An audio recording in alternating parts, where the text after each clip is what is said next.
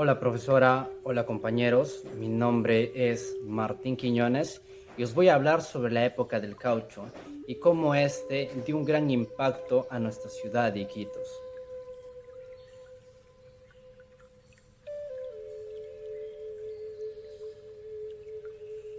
¡Anaconda!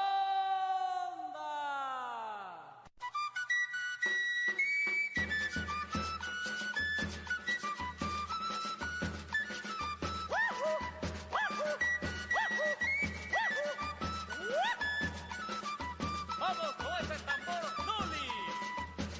¡Y rompe ese bombo, Nico! ¡Ay, ay, ay! ¡Vamos con esa maraca, Rolly! ¡Hey, hey, hey, hey, hey! ¡Sopla esa quena, Merly! ¡Esa!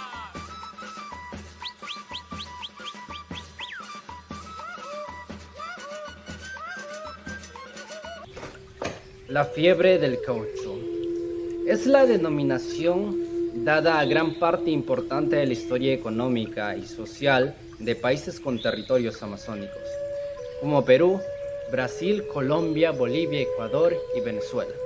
Este hecho estuvo relacionado con la extracción y comercialización del caucho. Tuvo como centro la región amazónica, disparando su proceso colonizador, atrayendo riquezas y causando transformaciones culturales y sociales, además de dar un gran impulso a ciudades amazónicas, como Iquitos en el Perú, y especialmente en ciudades brasileras como Belén y Manaus. Existen una gran variedad de gomas silvestres. Entre ellas tenemos el jebe, la balata, la gutapercha. Y los árboles que poseen estas sustancias son las cebeas, el guayule, el ficus elástico, la castilloa uley, entre otras. La fiebre del caucho vivió su auge entre 1879 y 1912, con el descubrimiento de la vulcanización de la cámara neumática. Charles Goodyear descubrió accidentalmente un nuevo material, el caucho vulcanizado, gracias a la cual se fabrican hoy en día una gran variedad de objetos, entre los cuales destacan nuestro protagonista del día de hoy, los neumáticos. Se preguntarán ahora, ¿qué es el caucho? Pues el caucho es el jugo o material del látex de una gran variedad de plantas y árboles de gran tamaño.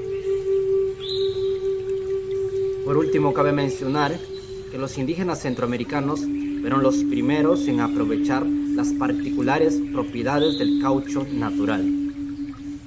La fiebre del caucho en el Perú. En 1885 empezó la época del auge del caucho peruano, producto cuya exportación iba aumentando año tras año, en el que lograron registrarse hasta 3.029 toneladas métricas. Esta bonanza no volvería a repetirse.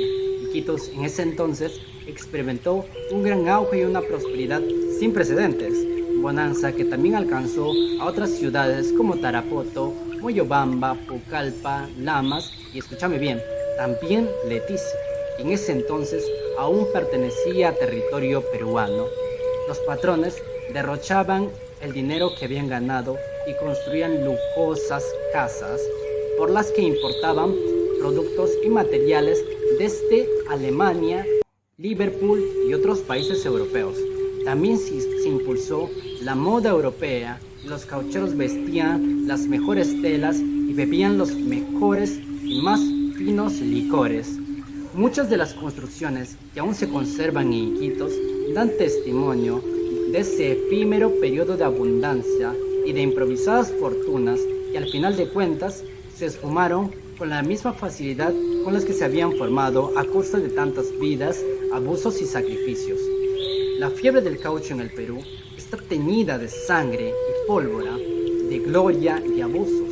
La historia de caucho en el oriente peruano configuró el territorio actual y abrió los ojos a la administración de los gobiernos de turno, que poco o nada daban por esas extensas regiones verdes. Aquella época es posterior a las expediciones que llevaron a los conquistadores a ubicar el mítico El Dorado, que encerraban incalculables tesoros.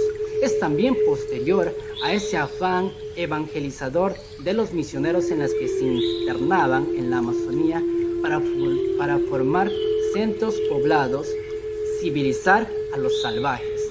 El explorador que entró a la selva para extraer el caucho a fines del siglo XIX lo hizo con una imaginación libre de utópicas ciudades de oro y sin una Biblia que justificara sus empresas.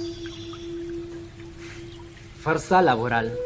Los indios naturales de la Amazonía estaban divididos, según el etnocentrismo del colono, en dos grupos: los bautizados o civilizados y los salvajes. Eran reclutados a la fuerza y obligados a entregar un cierto número de arrobas de gomas al mes, con la amenaza añadida de torturas, mutilaciones y otras aberraciones.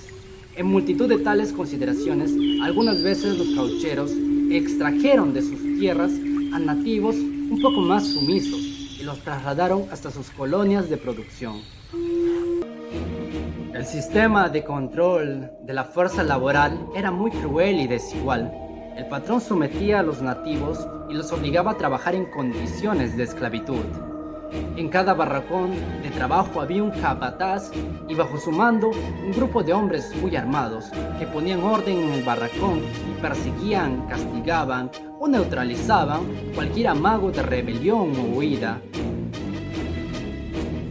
Dentro de estos ejércitos había una figura muy peculiar, la de los muchachos, jóvenes nativos criados por los patrones que desempeñaron un importantísimo papel de control, ya que estaban armados y dominaban las lenguas y costumbres de estos indígenas. Otro aspecto de la era del caucho constituyó en el desplazamiento de los nativos, sacados de sus tierras y llevados a convivir con otras etnias, que a veces ellos eran rivales entre sí. Solo en la cuenca del Putumayo, durante la primera década del siglo XX, murieron cerca de 40.000 indios, de los 50 que antes vivieron allí. Migración y colonización interna. La explotación del caucho trajo otra consecuencia insospechada hasta ese entonces: la migración y colonización interna de distintas zonas de montaña donde pocos se habían aventurado antes. Con la extracción de goma, fue necesaria establecer zonas agrícolas para abastecer estos asentamientos. El gobierno empezó a fomentar esta migración y corrió con gran parte de los gastos de los pasajes, de la manutención temporal y con semillas para quienes fueran a estas zonas señaladas. La peruana fue superior al número de inmigración extranjera. Personajes relacionados con el caucho. Tenemos a Julio César Arana del Águila, que nació en 1864 y murió en 1952. Tenemos también a Carlos Fermín Fiscarral, que nació en 1862 y murió en 1897. Fueron los grandes emprendedores de la explotación del caucho en el Perú.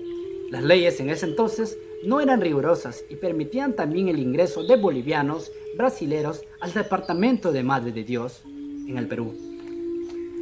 Los bolivianos, por ejemplo, penetraban entre el río Beni y el río Marmore, pero en épocas de menor inundación, estos llegaban a penetrar hasta en el río Madre de Dios. Un influyente cauchero boliviano era Nicolás Suárez, que es socio en una época de Carlos Fermín Fiscarral, que llegó a tener 16 millones de acres y 10.000 peones. Fiscarral quiso innovar la extracción del caucho usando varaderos y cruces de cauce en línea recta.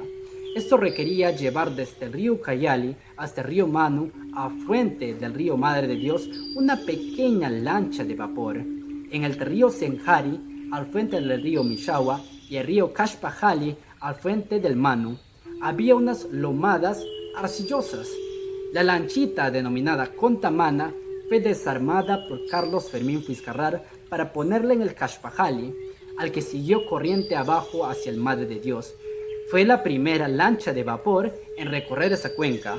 Luego el boliviano Nicolás Suárez adquirió a la Contamana. Fiscarral, quien dio impulso al villarrobio fluvial de Puerto Maldonado hasta hacer de él un próspero poblado. Él murió en 1897 mientras exploraba el Ucayali. Desde el 22 de abril de 1901, con la Junta de Vías Fluviales para el sur de la Amazonía peruana y el Comisariato del Madre de Dios y Acre, empieza el empadronamiento de los caucheros y la concesión legítima de gomales. El final de la fiebre cauchera. Las selvas amazónicas de Sudamérica proporcionaban un clima de tipo tropical que resultaba el más adecuado para el crecimiento de la Hevea brasilensis, la planta productora del caucho. Pero ciertamente dicho clima podría ser encontrado en otras regiones del mundo, en las cuales la Hevea brasilensis podría ser introducido. Aunque la exportación de la Hevea brasilensis conllevaba un riesgo, los gobiernos sudamericanos no habían tomado ningún tipo de medidas para poder impedir esto, siendo muy difícil implantar un control efectivo en el territorio donde el que tenía el control eran los empresarios caucheros y no los representantes gubernamentales. Ya en 1873, el explorador británico Henry Whitcomb, como agente de su gobierno, había conseguido hurtar cerca de 70.000 semillas de la Hevea brasilensis para llevarlas clandestinamente estos a Gran Bretaña y aclimatarlas en invernaderos, entendiendo Whitcomb que una gran parte de las semillas sustraídas se perdería a no poder ser aclimatadas. Recién en 1876, botánicos británicos lograron que germinara el 4% de las semillas robadas por Whitcomb. Tras este éxito, enviaron 2.000 semillas a las colonias británicas de Ceilán y Singapur para aclimatarlas en el trópico. En 1883 fueron sembrados árboles del caucho en las Indias Orientales Neerlandesas, actual Indonesia. Ya en 1898 existía una plantación de caucho en la colonia británica de Malasia, con el cual los caucheros sudamericanos empezaron estos a perder el monopolio mundial del caucho.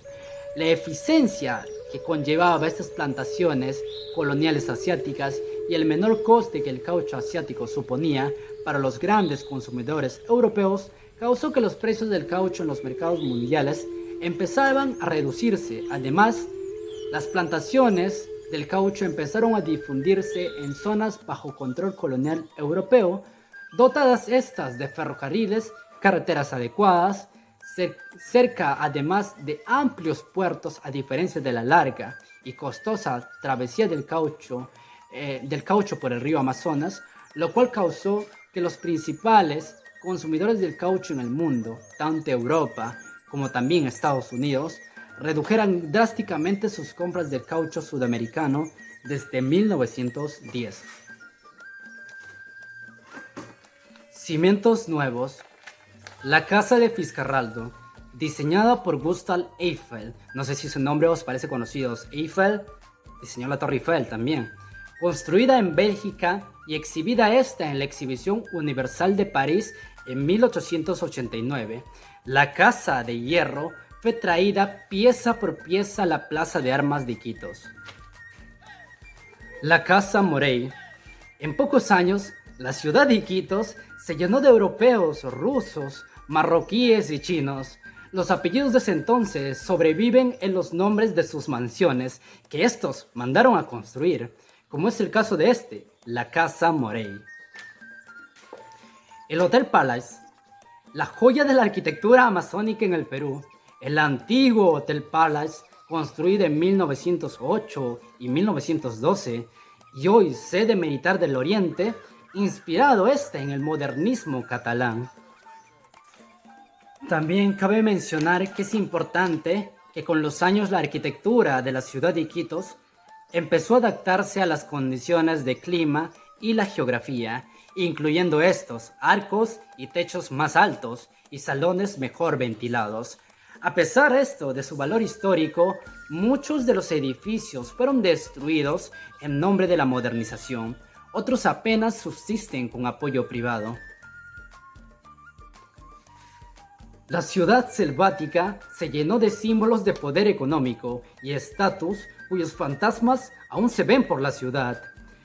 Las fotografías de la época muestran elegantes potentados paseando con trajes y sombreros parisinos bajo el abrasador sol ecuatorial, disfrutando estos de cócteles y cafés en el Hotel Palace, un atípico edificio para la selva que lleva unos rasgos completamente inconfundibles del modernismo catalán. Después de todo, fue muy lamentable las torturas y la esclavitud que tuvieron que pasar estos indígenas para ese entonces. Pero en consecuencia de toda esta trágica historia de muertes, prisión y de tanta corrupción, nuestra ciudad de Iquitos logró obtener en lo positivo un desarrollo social y cultural, por lo que actualmente, al pasar por cada una de estas grandes huellas que dejaron los partícipes privilegiados de esta época del caucho, como pueden ser, por ejemplo, Carlos Fermín Fiscarral, podemos concluir que nuestra ciudad de Iquitos tuvo detrás toda una tragedia y valorada historia que permitió que Iquitos alcance su desarrollo y explotación de sus riquezas para ese entonces. Y antes de finalizar, quería deciros que en la actualidad, en el Museo de Iquitos, también se conservan imágenes de esa época, de la mano de toda la historia resumida.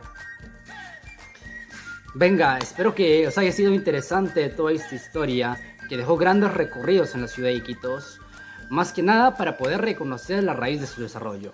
Pues eso fue todo acerca de la época del caucho y su impacto en nuestra ciudad de Iquitos. Muchas gracias por quedaros hasta el final y también por vuestra atención.